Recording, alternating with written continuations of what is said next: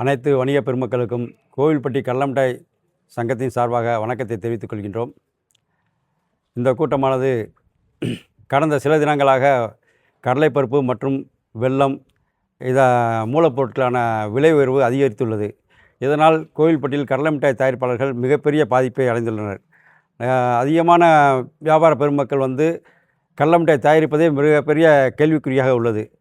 இந்த விலையேற்றத்தை சமாளிப்பதற்காக கோவில்பட்டி கடலமிட்டாய் சங்கத்தின் சார்பாக அனைவரும் ஒன்று கூடி கடலமிட்டாய் விலையை உயர்த்துவதாக இன்று ஆலோசனை செய்துள்ளோம். அதாவது இதுவரை விற்று வந்த கடலமிட்டாய் விலையிலிருந்து ஒரு 25% விலை ஏற்றம் செய்வதாக ஒருமனதாக தீர்மானம் நிறைவேற்றப்பட்டுள்ளது.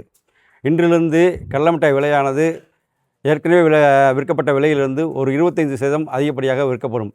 ஏனென்றால் அதிகளவு எங்களுக்கான கடலைப்பருப்பான விலையும் மண்டவெல்லத்தின் விலையும் அதிகரித்துள்ளது. குறிப்பாக ஏலக்காய் விலையும் அதிகரித்துள்ளது.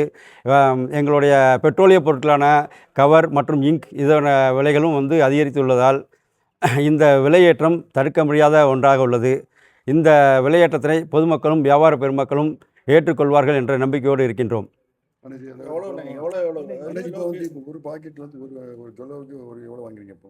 இல்லை, ஆக்சுவலாக கடலமிட்டாயை பொறுத்த வரைக்கும் இங்கே நூற்றுக்கணக்கான கம்பெனிகள் இருக்கிறாங்க.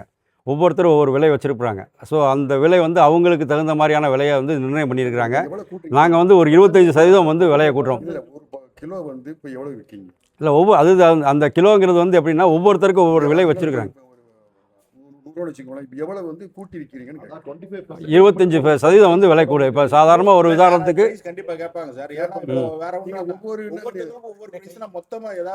உதாரணமாக சொல்லணும் அப்படின்னா ஒரு 200 ரூபா ஒரு விற்கிறோம் அப்படின்னா 25% அதுலேருந்து கூடும். அப்படிங்கும்போது ஒரு 50 ரூபா அதில் விலை கூடும். இப்போ 12, அதாவது இங்கே 80 கிலோ மூடையாக வருது. 80 கிலோ மூடையான விலை இன்றைக்கி 12,500 ரூபா.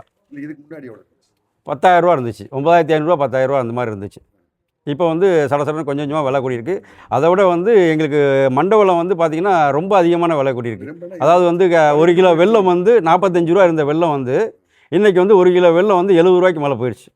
அதாவது 30 கிலோ சிப்பம் 2,300 ரூபா அந்த ரேஞ்சுக்கு கொண்டு வராங்க. இதுக்கு முன்னாடி 1,400 ரூபா 1,300 ரூபா அந்த ரேஞ்சில் தான் இருந்துச்சு.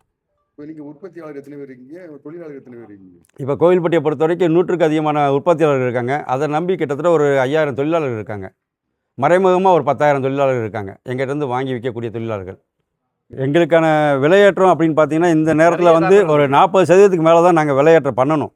அந்த அளவுக்கு தான் விலை கூடியிருக்கு. ஆனாலும் நம்ம இந்த விலை அப்படியே இருக்காது, கவர்மெண்ட் ஏதாவது பண்ணுவாங்க அப்படிங்கிற நம்பிக்கையில் தான் ஒரு 25% நம்ம உயர்த்தியிருக்கிறோம். ஏன்னா 40 ரூபா விற்ற விலை 70 ரூபா அப்படின்னா அது கிட்டத்தட்ட 80% விலையேற்றமாக இருக்குது. அப்படிங்கும்போது பருப்பு அதே மாதிரி 9,000 ரூபா 10,000 ரூபாய்க்கு விற்ற பருப்பு 12,500 ரூபா அப்படிங்கிறது இன்னும் 3 மாதத்துக்கு பருப்பு எங்கே இருக்குன்னே தெரியல, எங்கள் விளைச்சலே இல்லை அப்படிங்கிற மாதிரிலாம் சொல்கிறாங்க. ஸோ அப்படிங்கும்போது நிறைய தட்டுப்பாடான சூழ்நிலை இருக்கும்போது இனி வருங்காலங்களில் இனியும் விலை ஏறுமா அப்படிங்கிற அச்சத்தில் தான் நாங்கள் எல்லாம் இருக்கோம். 40% ஏற்றணும், அப்புறம் 25% ஏற்றிருக்குன்னு சொல்லிங்க. அரசுக்கு எந்த மாதிரி கோரிக்கை வைக்கிறீங்க? இந்த விலையேற்றத்தை தடுக்க என்ன செய்யணும்?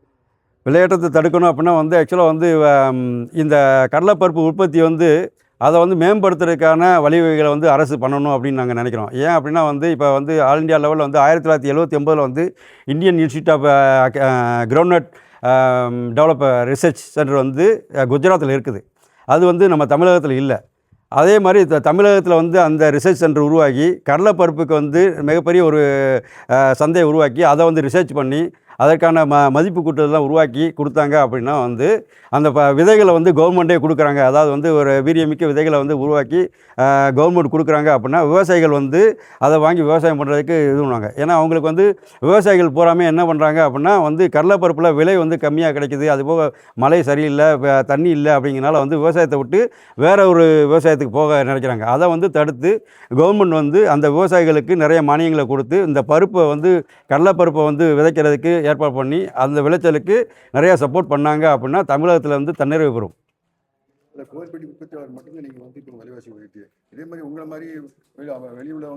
மற்ற எல்லா ஊர்கள்லையும் ஆக்சுவலாக எல்லா ஊர்லேயும் விலையேற்றம் இருக்குது. விலையேற்றம் வெளியே தெரியாமல் விலையேற்றம் பண்ணாங்க. நாங்கள் இப்போ இங்கே கோவில்பட்டி பேஸ் சொல்கிறோம், அவங்க தனித்தனியாக பண்ணிக்கிறாங்க. கோவில்பட்டி தான் கடலமிட்டாயோட பேஸ் அப்படிங்கிறதுனால நாங்கள் கூப்பிட்டு சொல்லி கூட்டுறோம். இல்ல, அவங்க தனித்தனியா இருக்காங்க. இப்போ கோவில்பட்டியில மட்டும்தான் ஒரே சிட்டியில நம்ம 100-120 மேனுஃபேக்சரர் ஒரே இடத்துல இருக்கும். அப்படிங்கும்போது ஒரு சங்கம் நமக்கு இருக்குது. சங்கத்து மூலமாக நம்ம வந்து ஒரு கட்டுப்படுத்த முடியும், செய்ய முடியும். மற்ற பகுதிகளெலாம் ஒரு 2 மேனுஃபேக்சரர், ஒரு மேனுஃபேக்சரர் தனித்தனியாக இருக்கிறாங்க. அவங்க எல்லாம் நம்மக்கிட்ட தொடர்பில் இருக்காங்க. நீங்கள் எல்லாருமே செய்யுங்க, நாங்கள் எல்லாருமே சேர்ந்து அதுக்கு ஆதரவு கொடுக்குறோம், நாங்களும் செய்கிறோம் அப்படிங்கிறது. உங்களுக்கு பாக்கெட் வித்தியாசம் இருக்குங்களா? விலை முன்னப்பில் இருக்குங்களா? அவங்க ஒரு ரேட்டு வச்சிருப்பாங்க. இல்லை அது வந்து நம்ம வந்து கோவில்பட்டி கள்ளம் இன்னைக்கு நம்ம பேசுறத வச்சு அவங்க நாளைக்கு நம்மகிட்ட ஃபோன் பண்ணி பேசி அவங்க நம்ம கூட ஃபாலோ பண்ணிக்கிடுவாங்க. இல்லை, தமிழ்நாட்டில் கோவில்பட்டியில் மட்டும்தான் கம்மியான விலையில் கடலை மிட்டாய் கிடைக்குது. வேறு எல்லா சிட்டிலையுமே எல்லா மேனுஃபேக்சருமே கோவில்பட்டியில் இருக்கிறத விட 30% அதிகமான அதிகமா தான் ப்ரைஸில் தான் விற்றுக்கிட்டு இருக்காங்க. ஏற்கனவே கோவில்பட்டியில் மட்டும்தான் இருக்கிறதுலே தமிழ்நாட்டிலே கம்மியான விலையில் கடலை மிட்டாய் கொடுத்துக்கிட்டு இருக்கிறோம். அதனால நம்ம அடிப்படை விலையை ஏற்றும் போது ஆட்டோமேட்டிக்காகவே அவங்க எல்லாருமே ஏற்றிடுவாங்க. ஏன்னா இங்கே தான் மேனுஃபேக்சர்ஸ் அதிகம். ஒரு 120 மேனுஃபேக்சர்ஸ் இருக்காங்க, போட்டிகள் அதிகம், உற்பத்தியாளர்கள் அதிகம், உற்பத்தி செலவு கம்மியாகும். அப்படிங்கும்போது இப்போ இங்கேருந்து மாஸ்டர்ஸ் தான் வெளியூரில் போய் தங்கி இருந்து வேலை பார்ப்பாங்க. நமக்கு இங்கேருந்து வீட்டுக்கு போயிட்டு வந்துட்டு இருக்காங்க, சம்பளம் கம்மியாக இருக்கும் கொஞ்சம். அதனால் இயற்கையாகவே கோயில்பட்டியில் வந்து கம்மியான விலையில் நம்ம கடலை மிட்டாயை கொடுக்கக்கூடிய ஒரு சூழ்நிலை இருக்குது. அதை நம்ம கொடுத்துக்கிட்டு இருக்கிறோம். அவங்க எல்லாருமே ஏற்கனவே அதிகமான விலையில் தான் கொடுத்துக்கிட்டு இருக்கிறாங்க. அதனால் நம்ம வந்து இன்றைக்கி விலையேற்றம் பண்ணும்போது ஆட்டோமேட்டிக்காகவே அவங்க எல்லாருமே விலையேற்றம் பண்ணிட்டு